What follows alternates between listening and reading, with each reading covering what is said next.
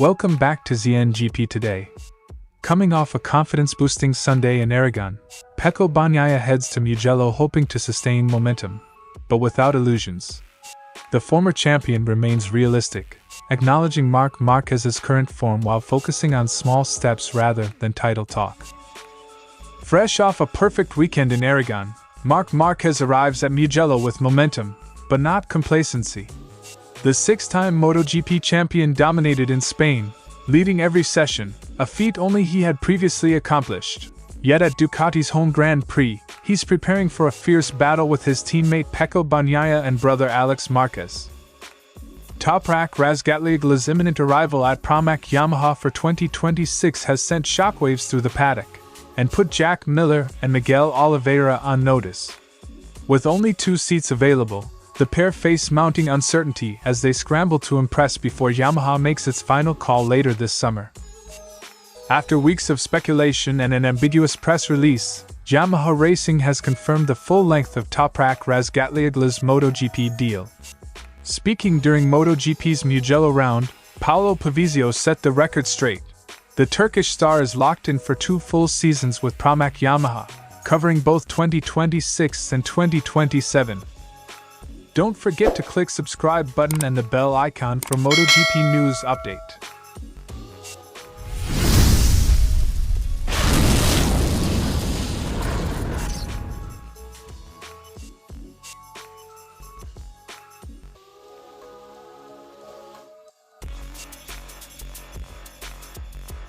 Mugello is home turf for Bagnaia, and a source of deep motivation.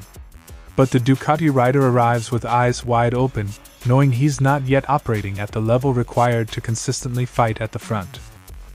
"I'm not in a position to think about fighting Marc, he's doing much better," Bagnaia's statement. Bagnaia admitted that Aragon was a tough weekend overall, but Sunday gave him reasons to believe again. He's not reading too much into it though. The focus now is on consolidating his form and avoiding further setbacks.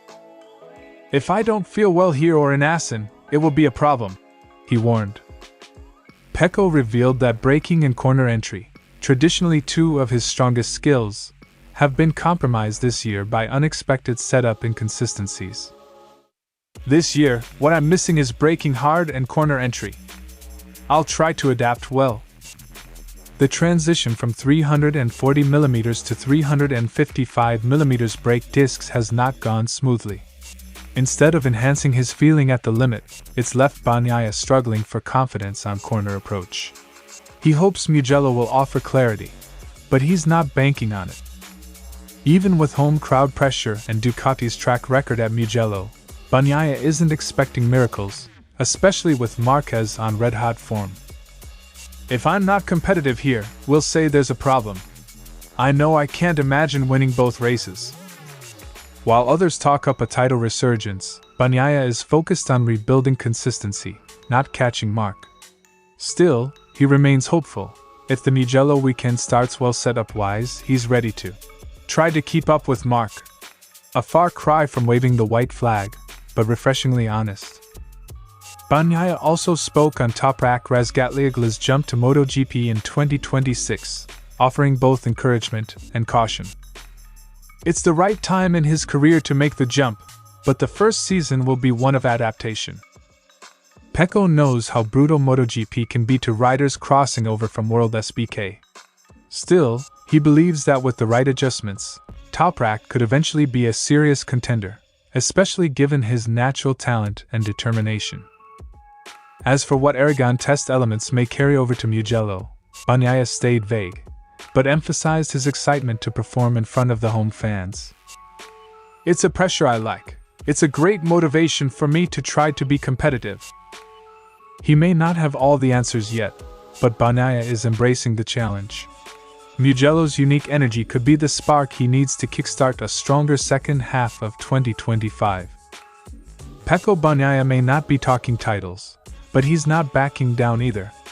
With his back against the wall and the tifosi behind him, Mugello could be the proving ground he needs, not to beat Marc Márquez, but to remind himself, and the paddock, that the champion within is still alive. Marc was clear about the shift in focus. While Aragón was near perfect, Mugello poses a new challenge. Without a doubt, we're in good shape after Aragón, but we're coming to Pecco's home circuit, and he's won the last 3 years. Marquez statement. Cautiously optimistic, Marc expects a stronger Pecco and Alex in Italy, and is preparing to study both. He knows Mugello will demand more, especially against a rejuvenated factory Ducati squad and its partisan crowd. The data game remains critical.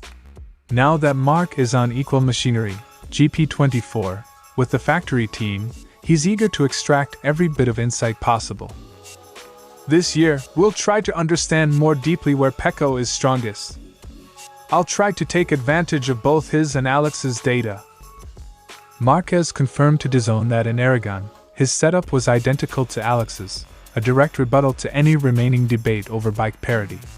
When the bike is good, it's harder to improve, he noted, underlining that the goal is stability, not constant change. Asked about the title race, Marc didn't hesitate to identify Alex Márquez as his closest rival, while keeping an open eye on the rest. Right now, my main rival is my brother Alex, but the championship is very long. Many things can happen. With multiple doubleheaders ahead, Marc emphasized that injuries, form dips, or surprises could easily reshuffle the standings. Pecco, Morbidelli, and others remain in the frame, even if Alex is his main reference today. Marc also weighed in on Toprak Razgatlioglu's 2026 MotoGP move, noting that the biggest hurdle will be adapting from Pirelli to Michelin tires. It's a completely different riding style, not better or worse, just different. That's the main challenge he'll face. With experience testing both tire brands, Marc framed the shift as a fundamental change in corner approach, one that will test Toprak's adaptability more than his outright speed. Marc has acknowledged a warming relationship with the Italian fans, especially now as a Ducati rider. I've felt very welcomed. My job is to give 100% on track and 100% of the show. A once polarizing figure at Mugello, Marc now finds himself increasingly embraced by the Tifosi, thanks to Ducati Red and his fierce on-track performances. Marc Márquez may have conquered Aragón, but Mugello offers a different battleground, one where local loyalty, factory strength, and family rivalry all collide. The 8-time world champion is ready, focused, and, with a GP24 that matches the best, more dangerous than ever. Oliveira didn't mince words when asked about the impact of Razgatlioglu's signing on his own prospects. While he welcomed the challenge of measuring himself against a 2-time world SBK champion, he refused to let it distract him from the immediate task, extracting every ounce of performance from his YZRM1. The signing of Toprak brings a different element of pressure into this, let's call it, second seat for next year. Oliveira's statement. Oliveira is acutely aware that his results over the next handful of races will shape Yamaha's decision. But rather than lobby for clarity, he insists the ball, and the deadline, lies firmly with the factory. No, you have to ask Yamaha. Pressed on how he's channeling that pressure, Oliveira doubled down on a results-driven mindset. Confident in his abilities, he's prioritizing incremental gains, race by race, over speculation about 2026. I'm fully focused on the present to do the best I can with the bike and maximize my potential and the bike's potential, Oliveira added. His approach is pragmatic. Strong finishes mean little until they translate into clear metrics for Yamaha. Oliveira knows that any decision will not be mine, so his only lever is performance. Like Oliveira, Jack Miller finds himself in limbo. A single-year contract brought him back to Pramac, but Razgatlioglu's deal effectively turns Miller's seat into a revolving door. Still, the Australian remains characteristically unflappable. Situation is what it is. I mean, there's not much I can do about that. Miller's statement. Miller stresses that the key to survival is consistency. Getting stronger and stronger week in, week out. He won't be drawn on his options, hinting at talks elsewhere, but all signs point to one simple plan. Just try and keep your head down, bum up and plug away. Both riders are living under the same looming deadline. Yamaha expects to finalize its 2026 roster before the summer break. With Razgatlioglu already in the door, only one spot remains, and it's anyone's guess which mid-pack racer will secure it. We expect to finalize our rider lineup before next month's MotoGP summer break, Pavizio, Yamaha boss, said. That timeline injects a sense of urgency into the remaining flyaways. Every point, every qualifying spot, every onboard lap time will be scrutinized by the men in Monte Carlo. Despite the tension, both Oliveira and Miller emphasize respect for Razgatlioglu's credentials, and an understanding that MotoGP seats are earned, not gifted. I think we're all curious to see how Toprak does in MotoGP, Oliveira added. I love this project, love the people I'm working with, but we'll have to wait and see, Miller added. Amid contract whispers, the paddock retains a collaborative spirit. Both satellite riders acknowledge that Toprak's success could validate Yamaha's bold Pramac experiment, and implicitly raise the bar for everyone. Toprak Razgatlioglu's Pramac signing may be a done deal, but for Jack Miller and Miguel Oliveira, the fight is just beginning. With one coveted seat left, and Yamaha's summer break deadline looming, the next handful of races have become a make-or-break audition, where consistency, speed, and a little bit of luck may determine who lines up next to the Turkish rookie in 2026.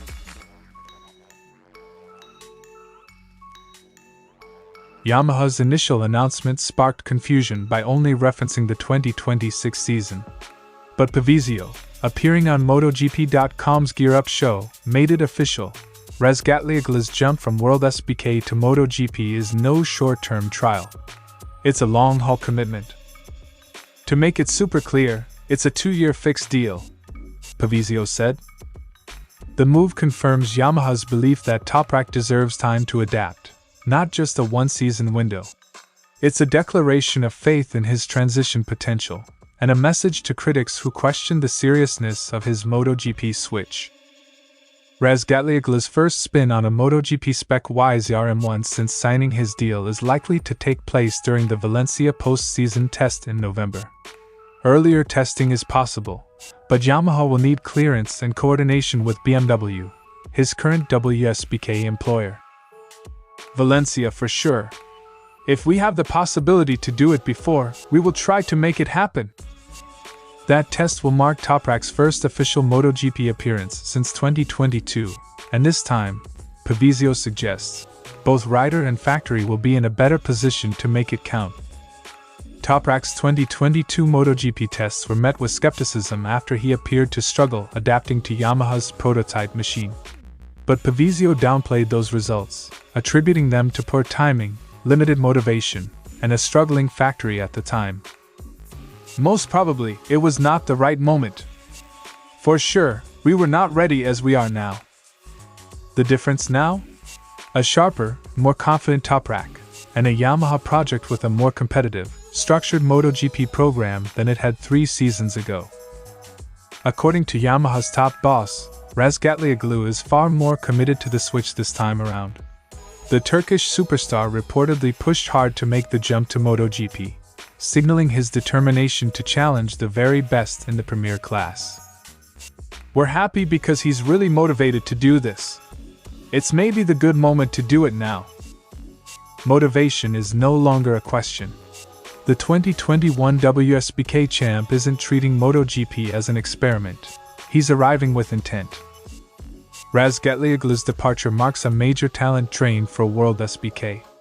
His flamboyant riding style and fan-favorite status will leave a hole in the production bike paddock. But Pavizio sees his move as proof that Superbike can be a legitimate stepping stone to MotoGP success. This is good, I think, also for Superbike. It's proving that Superbike can be a way to arrive to the top. Toprak's move is more than a transfer. It's validation of World SBK's developmental role and a rare case of upward mobility between the two series. The fog has cleared. Toprak Razgatlioglu is a MotoGP rider through 2027. Yamaha's confirmation of a 2-year deal quells rumors and underscores the manufacturer's long-term investment in the Turkish phenom. Whether his style will translate, and how soon, remains to be seen.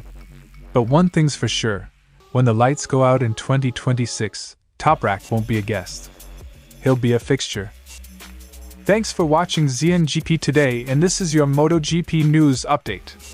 And see you next time!